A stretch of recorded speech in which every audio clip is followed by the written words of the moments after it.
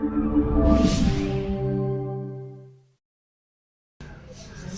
good evening, Muthuarasi. How are you doing? I'm fine, sir. Good evening, sir. It's Muthuarasi or Muthuarasi? Actually, it is Muthuarasi, sir. During the registration process, my grandmother made a mistake, so it became Muthuarasi.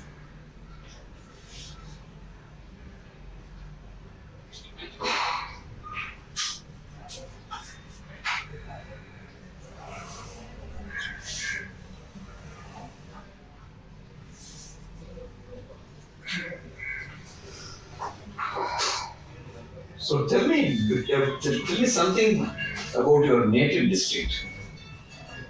You're from Tuticorin. Yes, sir. So your father is from Tuticorin. Yes, sir. So can you tell me some prominent features about Tuticorin? Sir, it is actually a port city, and it was during the Pandya's rule. It was a major port center where the trade was happening to Roman Empire. And second thing, it has numerous temples, especially the Tamarabharani river, which runs through it, and it has a shore temple over there. And third thing is that there is very desert, a kind of a desert landform, and it is made up of marine deposits during I think it is Quaternary period or Tertiary period, I'm not sure, sir. So these are the major features. Okay. And you were mentioning about the geographical features and more physical in nature. What are the other prominent features in terms of its relevance in a national struggle or the personalities it has produced over time and its contribution to the state's economy and the country's economy and all that? Yes, sir. So during 1905, there was one person called DOC. He started steam engine company. I don't know. So Swadeshi Steam Navigation. Yes, sir. And second thing, in relevance in case of food, we have makroon, which is actually a European food variety. In India, especially in Thoothukudi, it is made with cashew. Okay. So, any other things of relevance that it has, to offer or something like that? Relevance to offer. In terms of economic importance. So first thing, Thoothukudi is one of the major ports on the east coast, and it is actually supportive to, in case of like in Tamil Nadu, we have three major ports. We have Chennai, Ennore, and Thoothukudi. By the way, that it is very prominent near to Malacca Strait. In that way, it is a major center for transit, sir. Okay. So, whenever we are talking about Tuticorin, we cannot ignore the importance of its contribution towards the fisheries. Yes, sir. So, Tuticorin being near to the Gulf of Mannar and so many other prominent fishing locations has marked its presence in terms of fishing industry and in terms of the contribution of fishing industry. And you know how much fishing industry is important to a country like India. Yes, sir.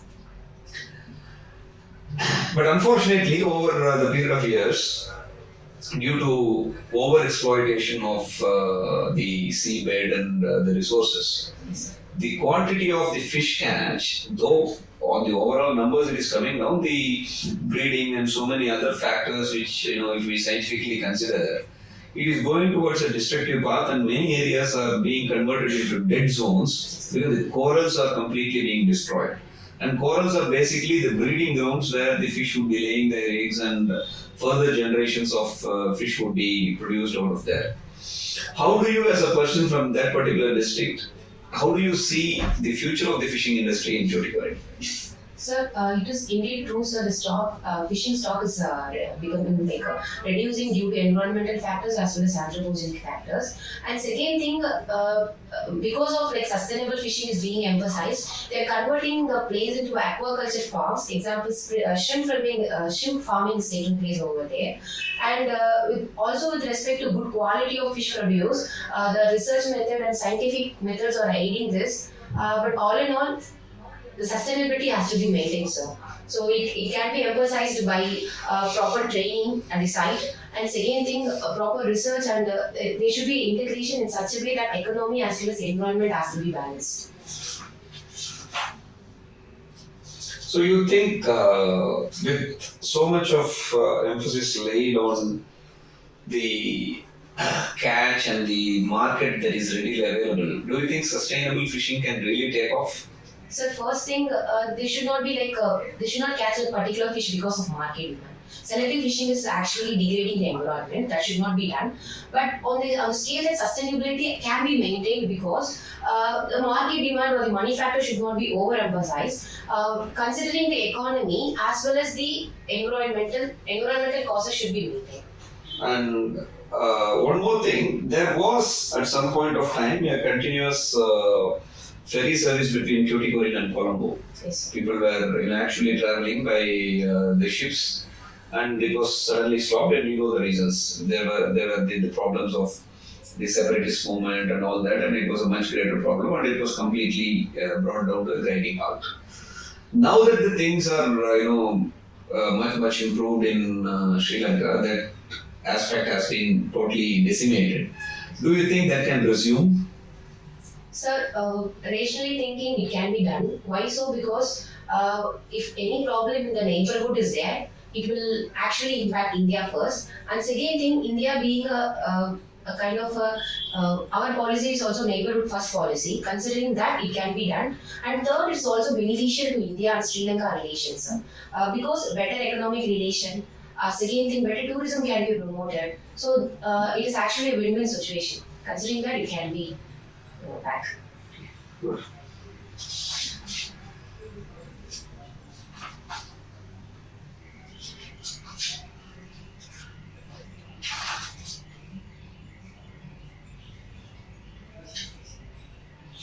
What's your father? So my father is a grocery shopkeeper, sir. Okay.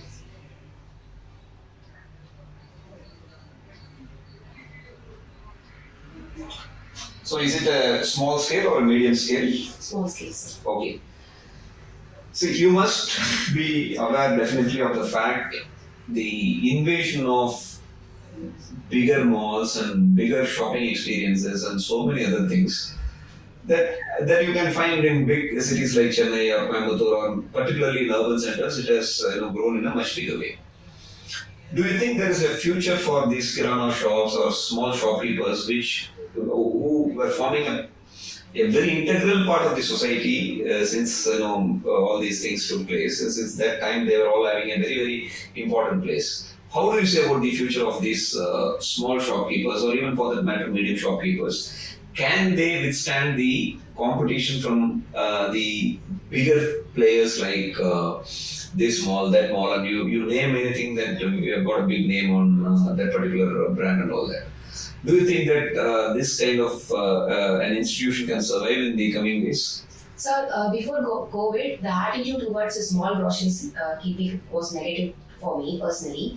But after COVID, the situation changed because under the crisis period, the so-called malls and the wholesale market was not performing, and everything was changed into the near neighborhood. And second thing, I pursue in a way that in the digital era, by like imbibing digital technology, it can be done, sir.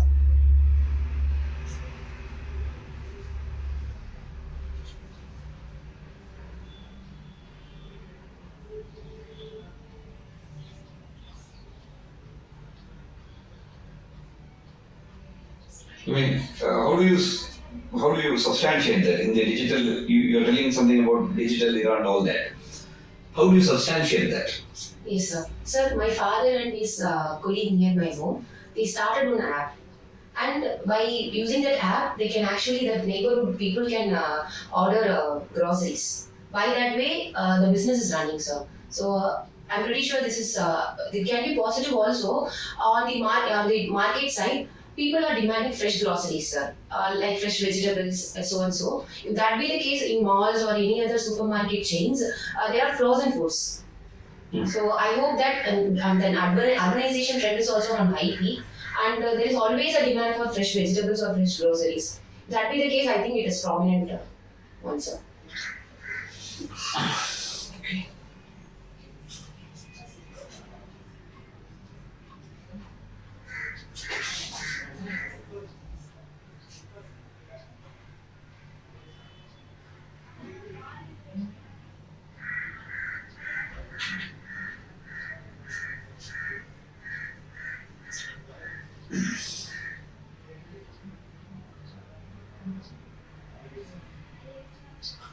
Okay, I understand that your graduation is BSc Physics. Yes, sir. What prompted you to choose physics? Sir, in my school days, there was one science teacher, and in rest of the classes, it will be like more of like the two-way communication was missing, sir. While in physics, we do experiments, and later I developed interest over it. And while completing my first standard, I asked a suggestion. He suggested that you're actually a bright student. You can, if you wish, you can opt for physics, being like you can understand physics well. So that's why I did my graduation in physics. Okay, and you didn't pursue your higher studies? If you have so much interest and so much attachment towards physics, why did not you pursue your higher studies? Sir, there was a second thought of pursuing higher education in physics, sir. But I felt that, but anyhow, I will learn and prepare in UPSC. So the early start means it is beneficial to me. So I thought of starting it once my undergraduation is completed, sir.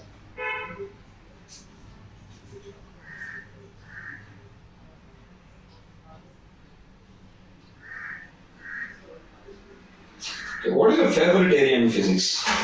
So astrophysics, sir. Astrophysics. Yes, sir. Interesting. And can you just throw some light on that? Sir, the first phenomenon, let's start with Indian contributions, sir. And there was one person, Chandrasekhar. He actually calculated a limit. Subramanian Chandrasekhar. Yes, sir.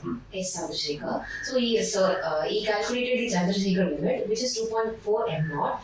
And when the Western scientists were they were like rolling their head for finding out the solution, he gave a limit, and also he gave a chart that way that the evolution of stars are mapped. So that was one major contribution. And second thing is that everything started with the supernova, the prediction, and your redshift phenomenon. All these were something I would always feel that it was just a tiny part in this entire universe. So that way it was very inspiring subject, sir. Very interesting. And how far are we after Subramanian Chandrasekhar? We have not made any big inroads as a country. India has not made much of inroads into the areas of astrophysics. And Subramanian Chandrasekhar, I don't think he was an Indian at that point of time. So he has moved out of the country. And do you really feel that we are concentrating enough? Are we concentrating at all in the areas of research and development on astrophysics? Yes, sir. Sir, to make. And what are the premium institutes in our country that are offering it? Okay, sir. So to make a point that ISRO is making a huge head over in case of astrophysics, and that too, I think the ISRO is more oriented towards commercial launches. The idea should that it should focus more on research, and it is also like we are in line that we are sending missions to Mars as well as Chandrayaan mission. So in that way we are making headroom, sir. And second thing, I'm not sure about the institute related with astrophysics or something, sir. But I recall that there is one telescope, or I think it's optical telescope near Vellore, sir. Bapu. I couldn't recall the name. Bapu. You have not heard about Indian Institute of Astrophysics, which is in Kodaikanal? Sorry, sir. I just forgot. Okay, sir. So that is one of the premier institutes that offers a lot of risk. ISRO is a commercial arm, and ISRO is the implementing part of it. Before implementation, you'll have to learn, you'll have to analyze, you'll have to understand the basics, you'll have to understand the theories, and only then you can delve into the aspects of practicality. Yes, so this is probably the only institute that our country is having, and very many universities are offering physics as a discipline, and astrophysics is an area which is not even in its infant stage in our country, whereas it has a lot of scope. Have you ever heard about a phenomenon called space weather? No, sir. See, we all think that our climate is dependent on our atmospheric systems, circulation systems, and the volcanic systems and all that within a climate. I think we generally think that the alpha and omega of all of our climate-related things starts and ends with the world, but it's not and ends with the earth. It's not like that. the climatic features of the earth itself is dependent on what atmospheric condition the solar system is having, what atmospheric condition the sun is having. The solar flares, it impacts the ionosphere impacts the stratosphere, and it is a chain reaction. And to understand the space weather, you'll have to have a great deal of original research and original, subject matter of understanding to start with. And that is what we are lacking. Generally, as a country, we are lacking in these areas because so far we were not able to provide food to the millions and millions of the downtrodden people. And our idea was to basically take care of the stomach. You must have heard about Maslow's hierarchy, whereas you have to first feed your stomach and then only you can feed your mind. So the country was fledgling for so many decades, and now we have reached a stage where we have enough of food production, and we are even producing surplus. Yes. We are even exporting. That's a big leap from what we were in the 1950s. Yes. So now at least it is high time for all these universities and premier research institutes to concentrate on space weather and astrophysics and so many other things. So that way speaking, it also brings me,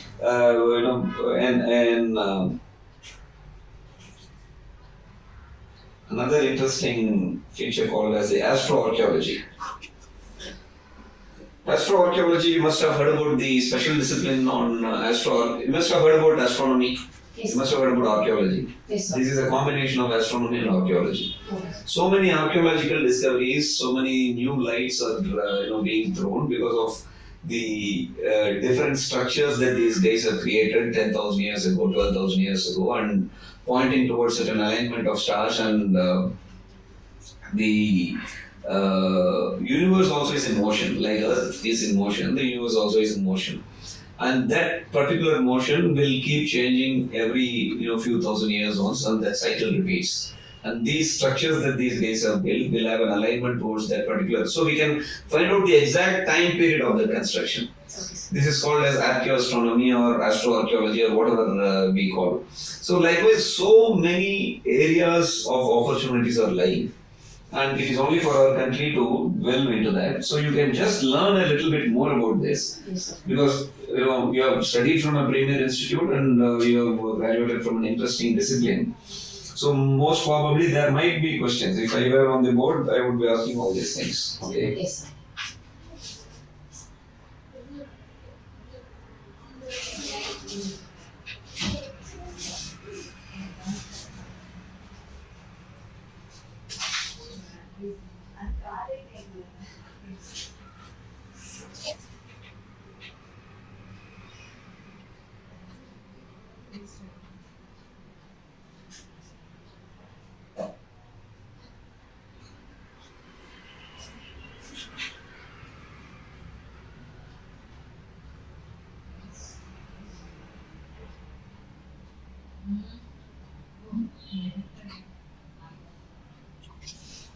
Interesting. You had been the organizer of Global Conference on Cosmology. Yes, sir. What is that about? Sir, it was actually a tie-up with US-based academy, and the person was presenting a research paper, and I was in UG, sir. The postgraduate students were aiding her, so I coordinated, and that I made that event possible by taking the. I made the event possible by taking the person from US, and we were no, sir. Sorry, sir. I didn't agree. No. You see, you had been a part of this global conference on cosmology and astroscience. What were the findings and what were your learnings out of it? Maybe I need to recall this, sir. It's been 4 years. Damasi, you had mentioned this in your DAF. I'm not asking from my own, Yes. and I'm asking from whatever you have written down.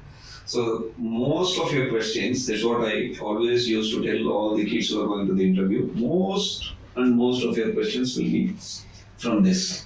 So you have to be, little more grippy on these things because you have written it yourself. Yes. Okay. And you are the cultural secretary of the college. Yes, sir. And what is your area of interest? Sir, my area of interest is dancing, that too folk dance, sir. What particular folk dance? Sir, it is actually Tamil folk dance, like um, Tamil folk dance, sir, to be general. Lot of things are there in Tamil folk dance. What in particular? Sir, I would say, There must be an art form, you know. We have got, so many things like Villupattu is a folk art, Karagatam is a folk art, Oilatam is a folk art, Mailatam is a folk art. You cannot generally tell I'm interested in folk form. okay, sir. You have to specify the art form. What is your art form? Sir, it is actually Kuttu dance, to be specific, sir. It is kind of a street play, kind of a dance, sir. Hmm.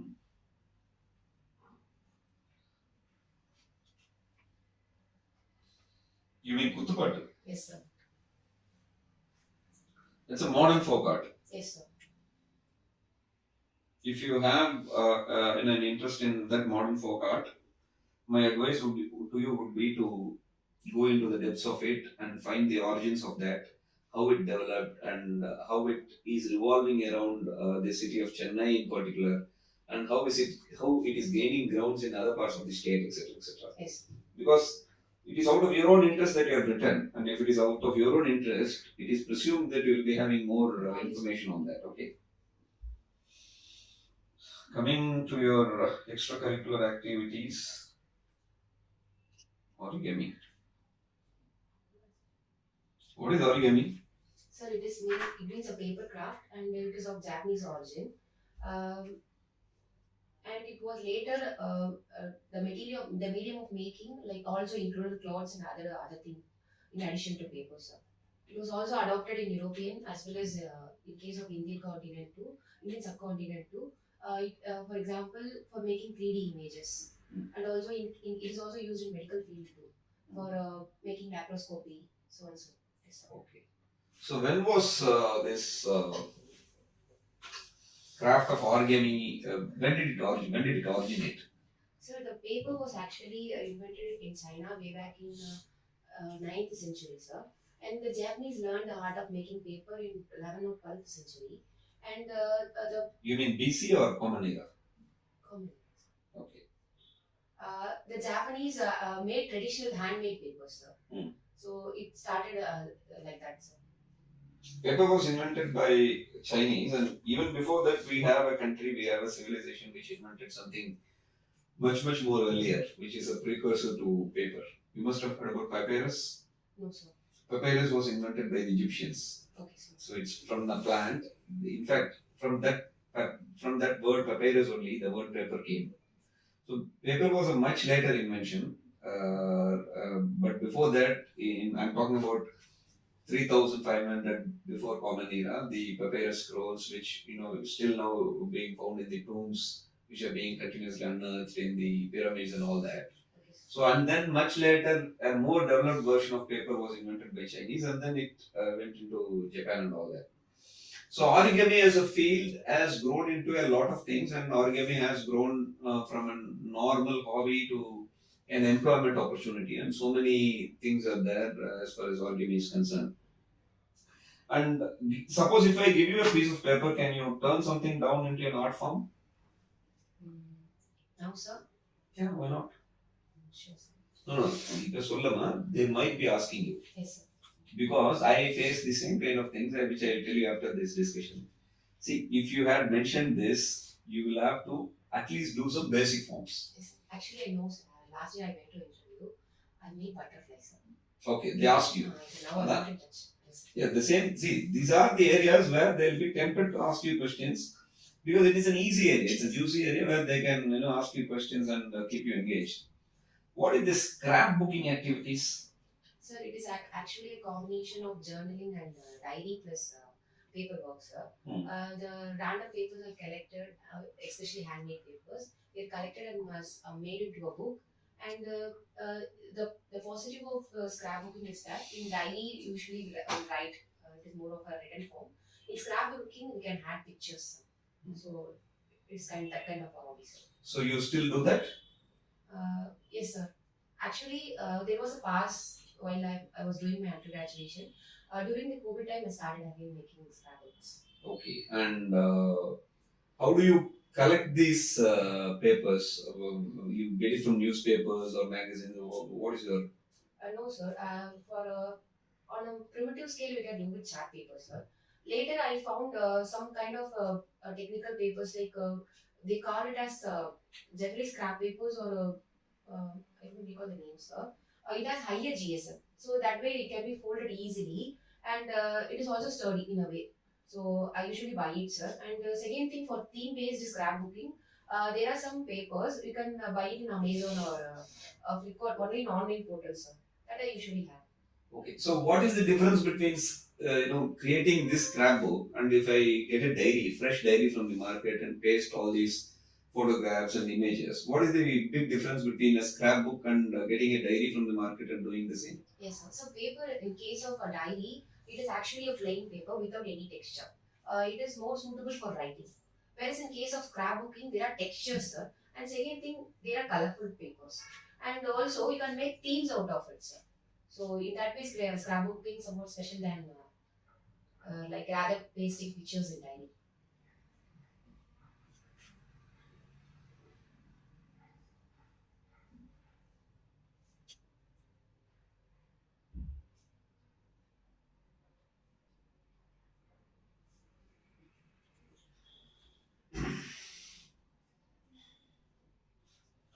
Attending special camping program under Swachh Bharat Mission.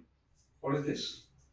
Sir, I was being a part of an NGO called OLI, and in outskirts of Chennai, in Tiruvallur district and Kanchipuram district, they usually have special camping program under Swachh Bharat rural Okay, mission. Sir.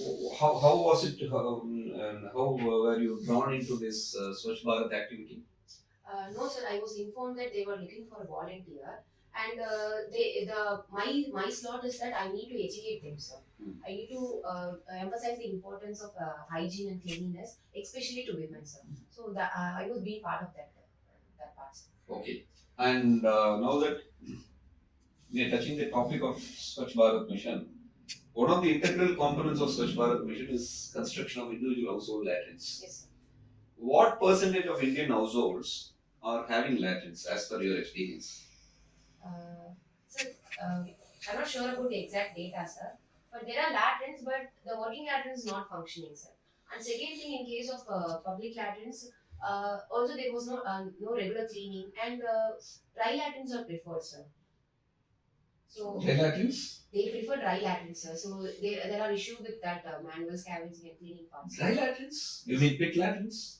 Uh, It's also called as pit latrines. Pit latrines are not there. mm, Legally, it's not allowed in India. yes, sir. So please be careful of these facts here. Yes, sir. It's not legal anymore. If anybody is having a dry latrine in their house, it is considered to be illegal. It's not dry latrines.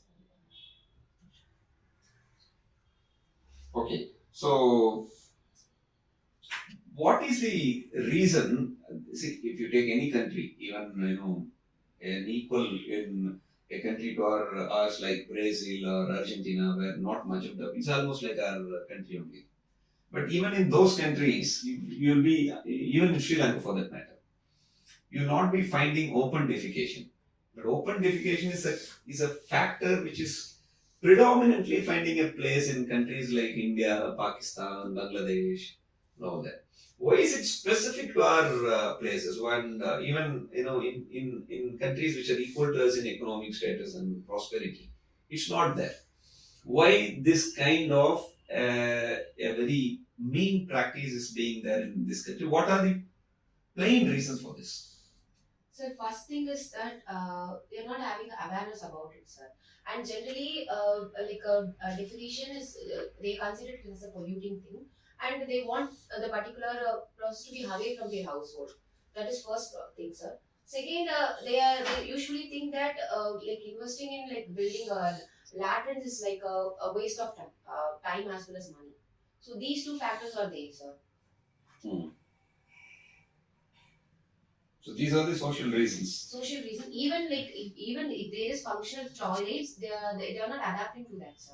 So it needs actually, I think there should be attitude change with respect to the perception, sir. And how do you bring those attitude change?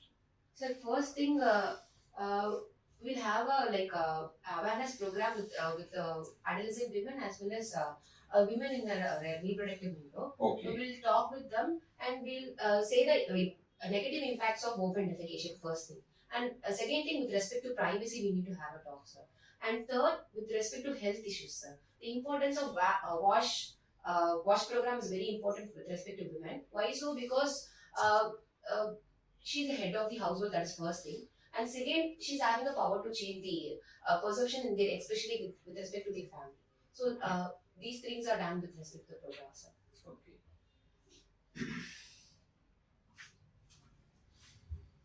So since you had mentioned about Swachh Bharat Mission, you just go through the Swachh Bharat 1 and now there is SBM 2.0. Yes. Swachh Bharat 1, what was the budgetary allotment for all over the country and what was the budgetary allotment for the state of Tamil Nadu? And within that budgetary allotment, what was the component for, what was the allocation for IHH, individual household toilets? The second thing is the CTPT, community toilets. And you know the difference between a community toilet and a public toilet? So public toilet, everyone is like allowed to use it. In case of community toilet, it is I think it's built on a community land and yes, sir. Yeah, that community toilet is basically catering to the needs of a group of households who cannot find space or some kind of facilities to build their own toilets. So therefore, a group of 50 to 100 families will be using that again and again. Yes, sir. Whereas public toilets are those public toilets which you find in the toilets, in the bus stands, airports, railway stations, and all those things are called as public toilets. Yes. And the third one is the solid waste management. These are the three components of Swachh Bharat Mission 1. And Swachh Bharat Mission 2, again, there is an emphasis on individual household toilets and community toilets and public toilets. And in addition to the concept of solid waste management, they have also brought in the idea of liquid waste management. Liquid waste management, you must be knowing. All the wastewaters that are collected, that has to be processed and recycled or probably reused if at all there is an avenue for that. And you can go into the mission objectives of Swachh Bharat Mission 1.0 and mission objectives of SBM 2.0. And there is a great possibility that there will be a lot of questions on this. Okay. The government documents, I mean. Yes, sir. The Government of India documents. There is something called the Ministry. It is just a guidance in such a way that what they lack and what they need to be done. My part is that way, sir. Okay. And do you have any idea of how many destitute children are there in the state of Tamil Nadu? Yes. Please go into that because all these things will be expected, by the board. Overall, destitute children in the country and overall destitute children in the state, and what are the availabilities of facilities for taking care of such kind of marginalized, kids in the state of Tamil Nadu. All these things you should have it in your hand. Yes. And what are the sociological implications if the destitute children are not handled properly? Yes. You tell me, yeah. So first thing is that there will be anomy state for them, sir. And they Pardon? Anomy state.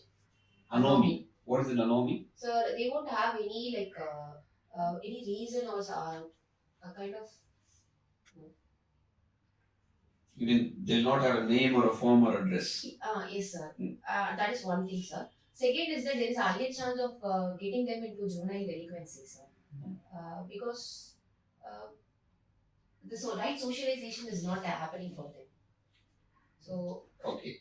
To balance these sociological implications, are the governments funding enough? Are the governments understanding enough about the destitute children and the welfare of the destitute children? Do they have schemes, very solid, strong schemes in supporting these children so that they will not transform into a sociological problem in the future?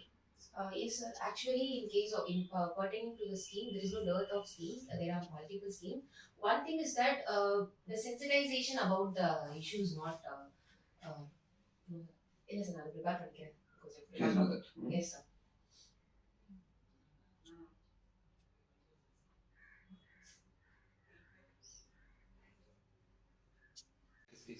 Once, if you know the numbers, you can know about the gravity of the situation. Yes, sir. And once the gravity is known, we can always analyze whether the governments are having schemes, institutions, structures in place to tackle these problems. Unless they have the adequate resources, adequate structures in place, these problems will manifest into much bigger issues, and these much bigger issues will go out of your hands.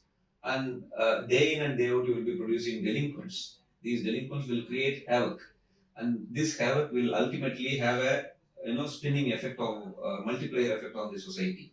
So these are the main reasons why I started with the statistical data, and you just go through the ministry at the government of India's level, Yes, sir. which is handling this subject, and the ministries, of government of Tamil Nadu level, which is the social welfare ministry. You can go through that and get yourself acquainted with all the facts and related things. Yes.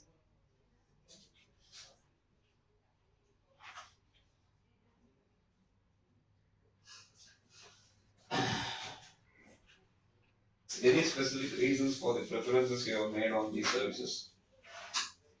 With respect to IAS 1, IRS 2, IFoS 3, etc. Is there a pattern for this, or is it random, or was it guided by somebody? no, sir. With respect to IRS customs, my friend of mine is in service, already in service. She has mentioned the diversity of the field, and she also mentioned that post GST, it is becoming more dynamic. So my choice was that this is the reason my choice why IRS customs was second. And with respect to IAS, first thing is the diversity, sir. You have a day-to-day public interaction, and second thing, sir, like. With my aptitude, I think I can do better job in case of IAS. That's the reason, sir. And other things, you were guided by some seniors, or It was my choice, sir. I asked suggestions. okay? It was my choice. You be clear on that. It's a combination of some guidance and my own preference. That should be that is the natural Yes, thing. sir. You cannot construct something artificially for all these things, and it should not become a slippery area for you ultimately. Okay. Yes, sir.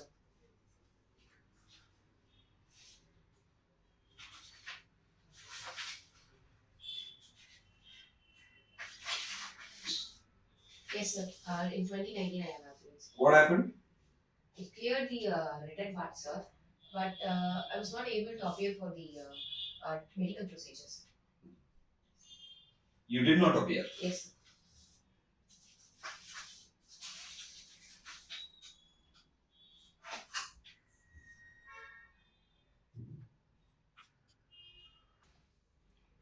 Why geography? I forgot to ask this question. Why geography?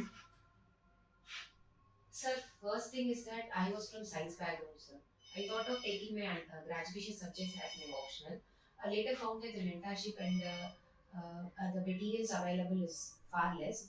So the other opportunity was I was searching for the optional, and geography was very interesting is first thing, sir. And second thing, with respect to administration, geography is having a great relevance. For example, uh, for ex- uh, for example, for setting a public sector institute or hospitals, you need to have a better conditions of geography, sir. Alarm, sir.